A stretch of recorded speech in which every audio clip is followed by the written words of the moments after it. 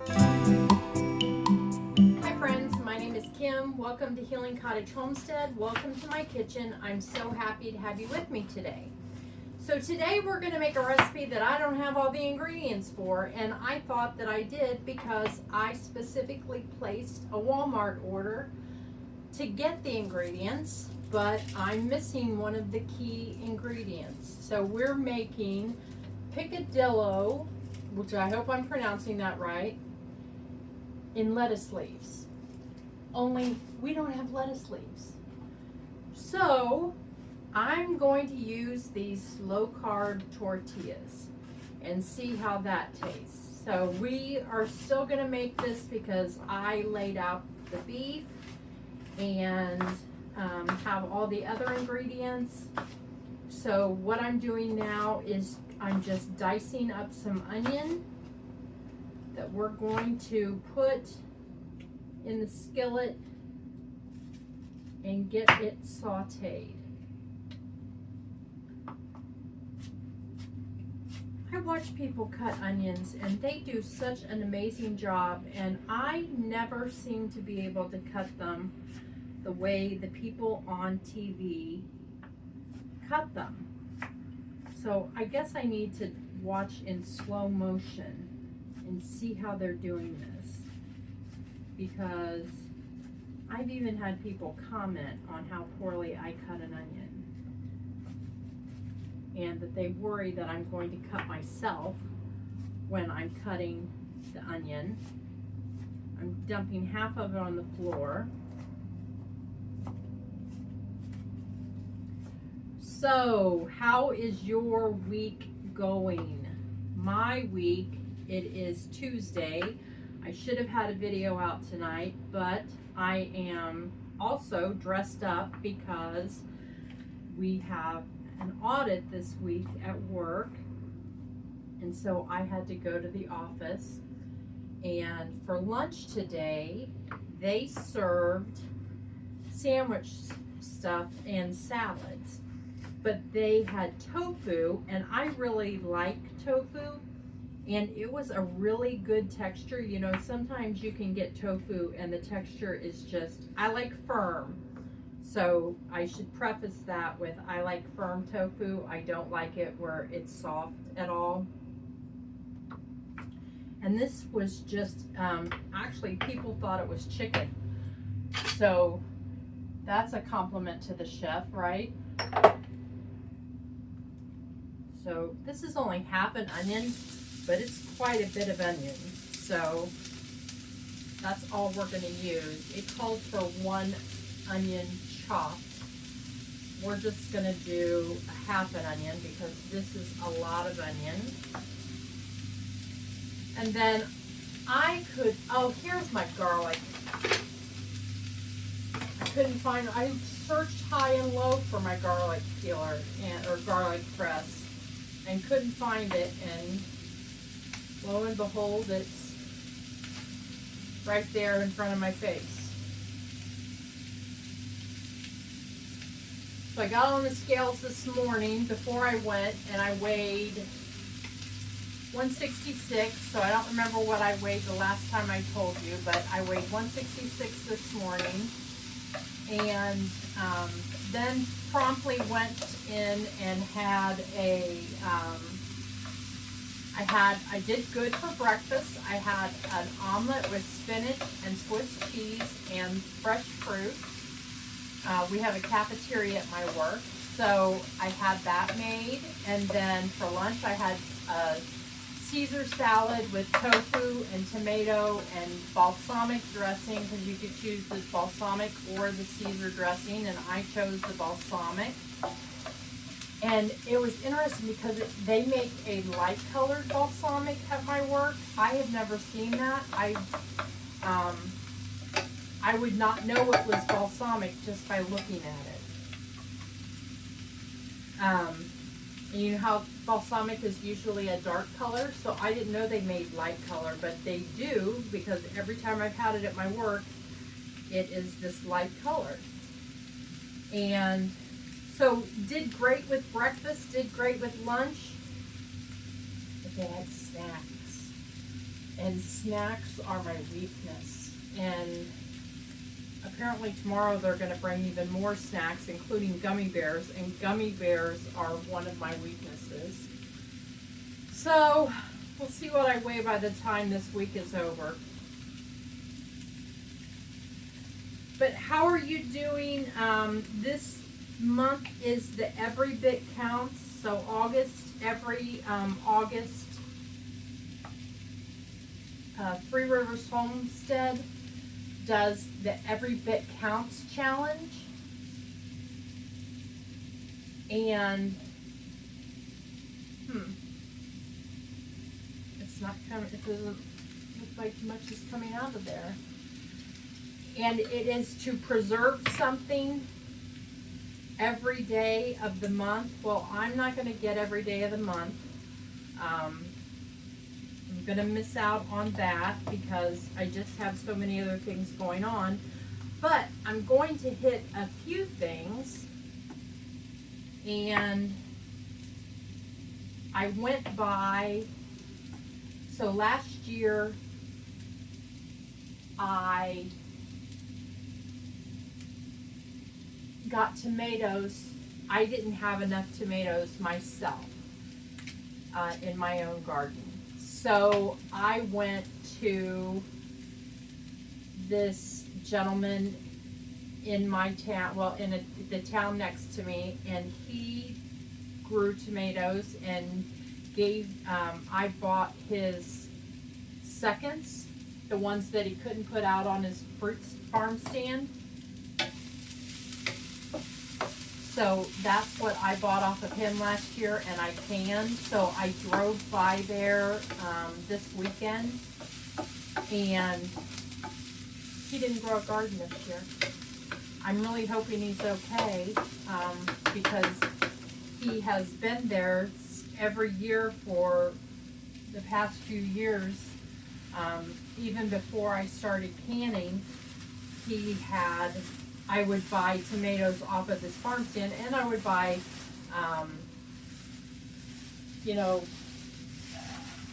cucumbers and peppers and things like that.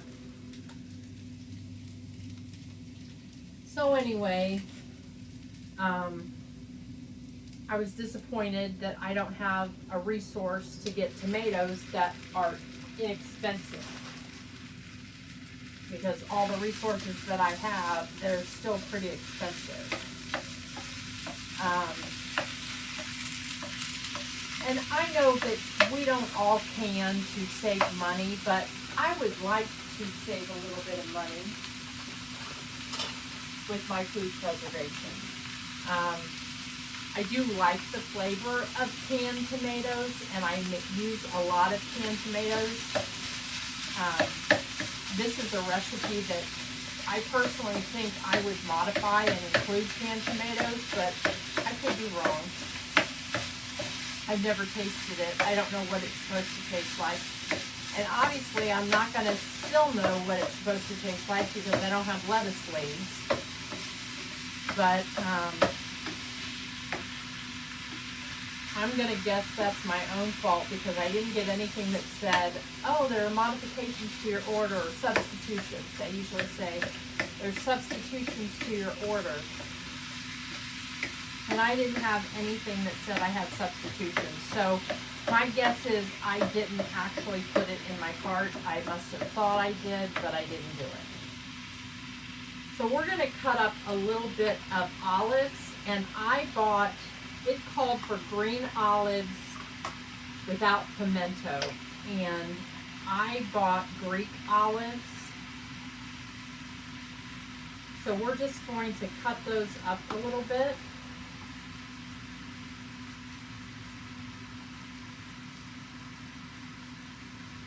And this also calls for chili powder, which seems like a very weird seasoning to go with olives. Like, does that not seem really strange to you? To me, that seems very, very strange. So I'm not going to use chili powder. It calls for cumin and chili powder. I'm going to use, wait for it, you haven't seen me use it in a while, but you know it's my favorite seasoning, Greek seasoning. Because to me, olives scream Greek seasoning. So that's what I'm going to use. How many olives does it say to cut up? It says a 1/4 cup of sliced pitted green olives.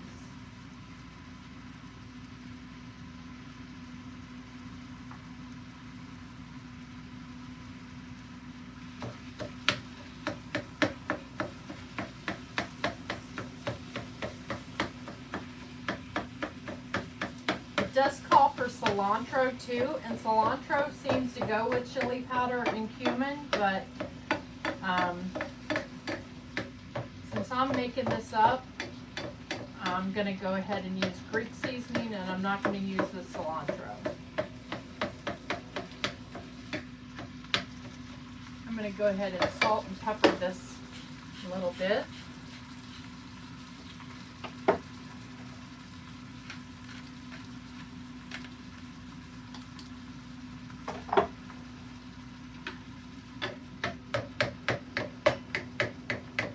So tell me about what things that you are going to try and preserve from either your garden or from a farm stand or something your neighbor gives you. I can tell you I am not going to freeze zucchini this year because I shredded my zucchini and froze it, and with the intention of using it for zucchini bread.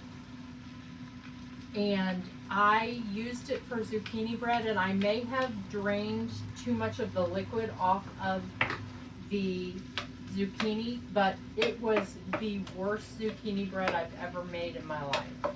And I'm known for good zucchini bread. So I'm not going to take the time to do that again because that was not a winner for me. But I may freeze peppers because I did that, and those have been good for recipes that I'm using them in. I'm going to find my Greek seasoning. I'm going to look here in my favorite spot and see if it's here, but I don't see it, so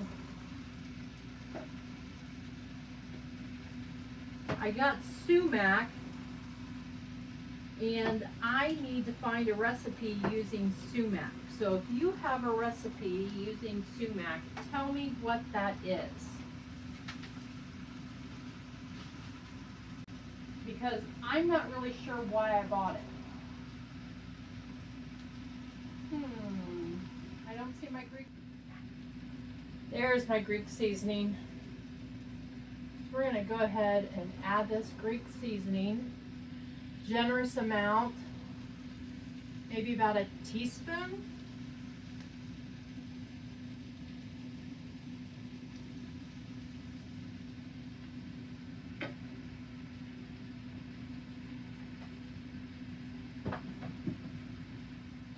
I'm going to cut up some more olives. You know what I think I'm going to do as well is have some feta. So this recipe is in no way, shape, or form what it calls for in the book. And that's okay, because I'm making what sounds good to me. You do what sounds good to you. If it sounds good to you to use chili powder and cumin and cilantro, use that. But if it had called for black olives, I could see that going with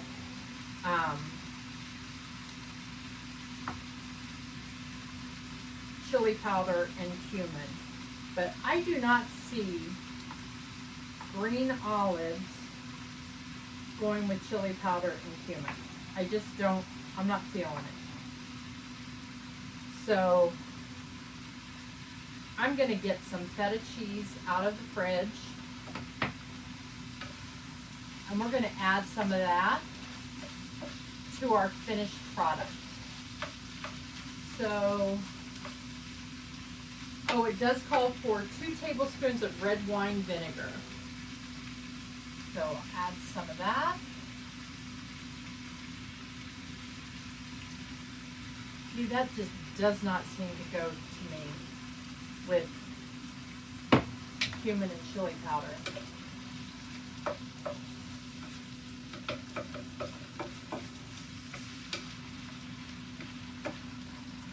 And this is a Weight Watchers cookbook. So I'm going to grab my feta. I'm going to eat one of these olives. Alright, so let's get one of these 0 net carb tortillas.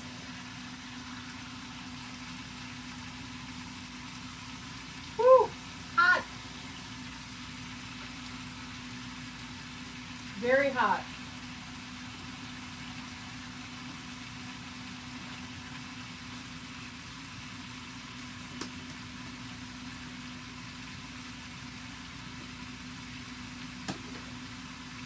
I'm going to get some of this feta, crumble that on.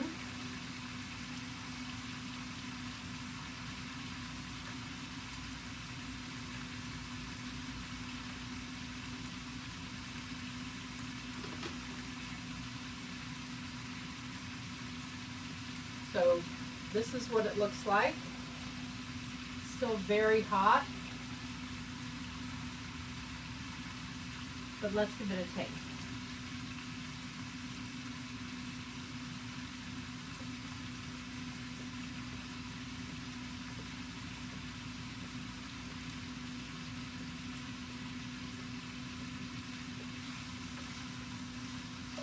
That's really nice.